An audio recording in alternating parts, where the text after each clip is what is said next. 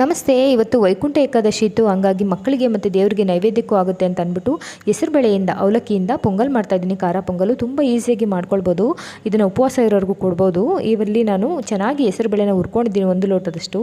ನಂತರ ಬಿಸಿನೀರನ್ನ ಬಳಸ್ಕೊಂಡು ಇಲ್ಲಿ ಅರಿಶಿನ ಪುಡಿ ಮತ್ತು ಖಾರಕ್ಕೆ ಅಂತ ಅಂದ್ಬಿಟ್ಟು ಮೆಣಸಿನ್ಕಾಯಿನ ಹಾಕ್ಕೊಂಡಿದ್ದೀನಿ. ನಂತರ ಜೀರಿಗೆ ಮೆಣಸು ಅಲ್ಲಲ್ಲಿ ಸಿಗ್ತಾ ಇದ್ದರೆ ತುಂಬ ಚೆನ್ನಾಗಿರುತ್ತಲ್ವ, ಹಂಗಾಗಿ ಹಾಕಿ ಒಂದು 3 ವಿಷಲ್ ತೊಗೊಂಡಿದ್ದೀನಿ. ಇಲ್ಲಿ ಪಕ್ಕದಲ್ಲಿ ನಾನು ಅವಲಕ್ಕಿನ ಚೆನ್ನಾಗಿ ತೊಳ್ಕೊಂಡು ಕ್ಲೀನ್ ಮಾಡಿ ಮತ್ತು 3 ಸಲ ತೊಳ್ಕೊಂಡು ನಂತರ ವಿಷಲ್ ಆಗಿದೆ. ಇದನ್ನು ಚೆನ್ನಾಗಿ ಮಿಕ್ಸ್ ಮಾಡ್ಕೊಂಡಿದ್ದೀನಿ. ಎಕ್ಸ್ಟ್ರಾ ನೀರು ಹಾಕಿ ಕುದಿಯೋದಕ್ಕೆ ಬಿಟ್ಟಿದ್ದೀನಿ. ಇವಾಗ ಕುದೀತಾ ಇರೋವಂಥ ಹೆಸರುಬೇಳೆ ನೀರಿಗೆ ನಾನು ಅವಲಕ್ಕಿನ ತೊಳೆದು ಹಾಕ್ಕೊಂಡು ಇದನ್ನು ಕೂಡ ಅವಲಕ್ಕಿ ಚೆನ್ನಾಗಿ ಆ ನೀರನ್ನು ಹೀರ್ಕೋಬೇಕು. ಅಲ್ಲಿವರೆಗೆ ನಾವು ಕುದಿಸ್ಕೊಳ್ಳೋಣ.